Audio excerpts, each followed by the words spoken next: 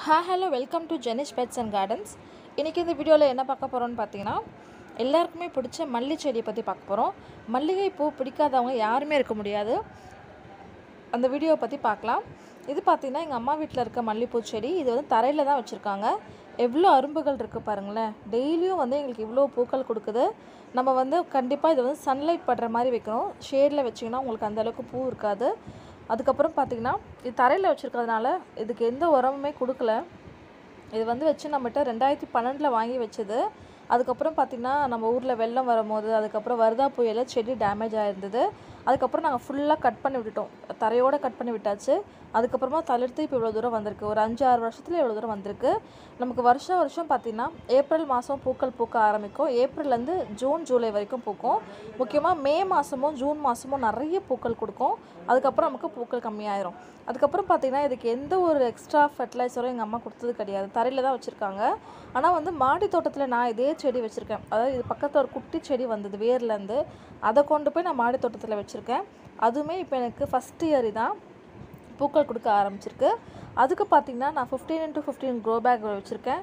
அதுக்கப்புறம் train whole நல்லா கரெக்டாக வச்சுருக்கணும். நீங்கள் வேறு மாதிரி பக்கெட்டில் ட்ரம்மில் கூட வைக்கலாம். நீங்கள் பெரிய பெரிய கண்டெய்னர் கொடுக்கும்போது உங்களுக்கு நிறைய பூக்கள் கொடுக்கும். அதுக்கப்புறம் பார்த்திங்கன்னா அதுக்கு 15 டேஸ்க்கு ஒரு வாட்டி நான் கண்டிப்பாக வந்து உரம் எதாவது கொடுத்துட்டே இருக்கிறேன். மண்புழு உரம், அப்புறம் இல்லைன்னா மக்கிய மாட்டு எரு. அதுக்கப்புறம் பார்த்திங்கன்னா ஸ்ப்ரே பார்த்திங்கன்னா மீன் அமிலம், வேப்ப எண்ணெய். ஏன் வேப்ப எண்ணெய் தெளிக்கிறேன்னு பார்த்திங்கன்னா பூக்களில் புழுக்கள் இருக்கும். அதனால் வேப்ப எண்ணெய் தெளிக்கும் போது அந்த புழுக்களை நம்ம வராமல் பார்த்துக்க முடியும். அதுக்கப்புறம் பார்த்திங்கன்னா இது வந்து 2 அடுக்கு மல்லி. இந்த செடிக்கான சரியான பேர் வந்து எனக்கு தெரியல. இதனுடைய காம்பு பார்த்திங்கன்னா சின்னதாக இருக்குது. மேலே இருக்க பகுதி பெருசாக இருக்குது. இது வந்து ஒரு பூ இருக்குது இல்லைங்களா, அதுக்குள்ளவே பார்த்திங்கன்னா அந்த காம்புலேருந்து இன்னொரு பூ இருக்கிற மாதிரி இருக்கும். நான் வீடியோ லாஸ்ட்டில் காட்டுறேன் பாருங்கள். இது ரொம்ப வாசனையாக இருக்கும். நாங்கள் பார்த்திங்கன்னா ஜனவரி ஃபெப்ரவரியில் வந்து இருக்கிற பழைய இலைகள் எல்லாமே வந்து கிள்ளி விட்டுருவோம். வெறும் குச்சி மட்டும் இருக்க மாதிரி வச்சுட்டோன்னா அது மறுபடியும் தளிர்த்து நிறைய கிளைகள் பிரிஞ்சு நமக்கு நிறைய மொட்டுக்கள் அரும்புகள் வர ஆரம்பிக்கும். அதுக்கப்புறம் பார்த்திங்கன்னா நீங்கள் வந்து அரிசி கழுவின தண்ணி, உளுந்து ஊற வைப்பீங்க இல்லையா, டிஃபன் கரைக்கும், அந்த தண்ணிலாம் ஊற்றலாம். நான் மாடித்தோட்டத்தில் வைக்கும் போது பார்த்திங்கன்னா வாழைப்பழத்தோல் கரைசல், வெங்காயத்தோல் கரைசல் அந்த மாதிரிலாம் தெளிச்சிட்ருக்கேன். நல்ல இப்போ தான் வந்து எனக்கு குட்டி செடியிலே வந்து ஒரு 6-7 பூக்கள் வர ஆரம்பிச்சிருக்கு.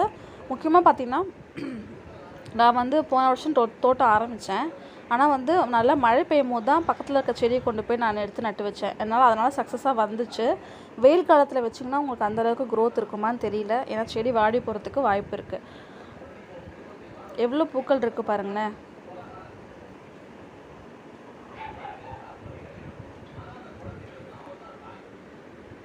பாருங்கள், இவ்வளோ பூ கிடச்சிருக்கு. இன்னும் கூட இருக்குது பூ. நம்ம மல்லிப்பூலாம் வைக்கும் போது உடல் சூடு குறையும்னு சொல்லுவாங்க, மன அழுத்தம் குறையும்னு சொல்லுவாங்க. எல்லா ஃபங்க்ஷனுக்குமே நம்ம மல்லிப்பூ வந்து யூஸ் பண்ணுவோம். ரொம்ப வாசனையாக இருக்கும். மனசுக்கே ஒரு ரம்மியமாக இருக்கும். அது பாருங்கள் எவ்வளோ பெருசாக இருக்குது பார்க்குறதுக்கு. இது வந்து குண்டு மல்லி.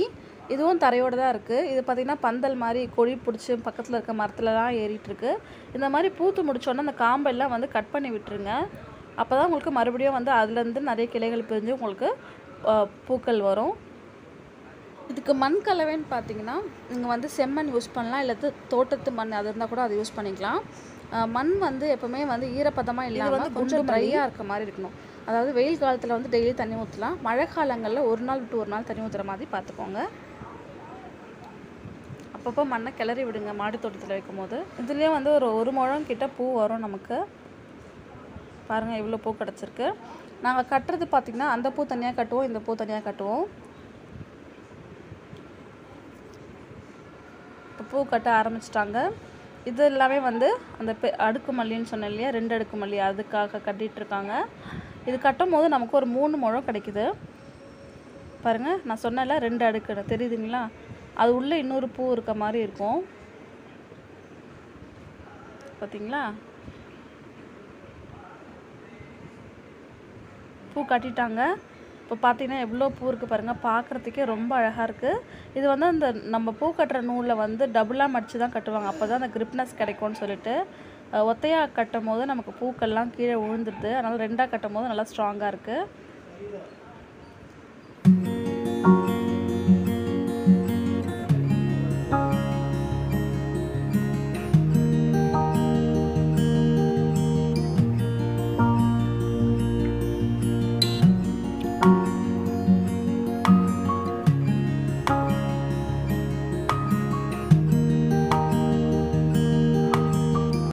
மல்லிகைப்பூவில் நிறைய வகைகள் இருக்குது. இருவாச்சி மல்லி, நித்திய மல்லி, ஜாதி மல்லி, அப்புறம் காக்கட்டா மல்லி, ஏகப்பட்ட மல்லிச்செடி இருக்குது. அடுக்குலேயே வந்து நிறைய அடுக்கு இருக்குது.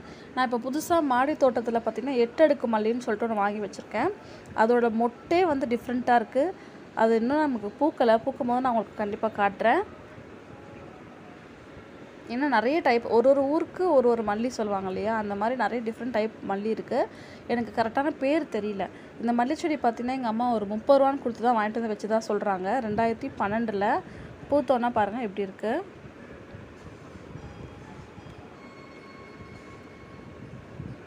அவ்வளோதாங்க மல்லிச்செடி வீடியோ. உங்களுக்கு பிடிச்சிருந்தா லைக் பண்ணுங்கள், ஷேர் பண்ணுங்கள், கமெண்ட் பண்ணுங்கள். மறக்காமல் சப்ஸ்கிரைப் பண்ணிக்கோங்க. பக்கத்தில் உள்ள பெல் ஐக்கானை ப்ரெஸ் பண்ணிக்கோங்க. தேங்க்யூ ஃபார் வாட்சிங். Happy gardening.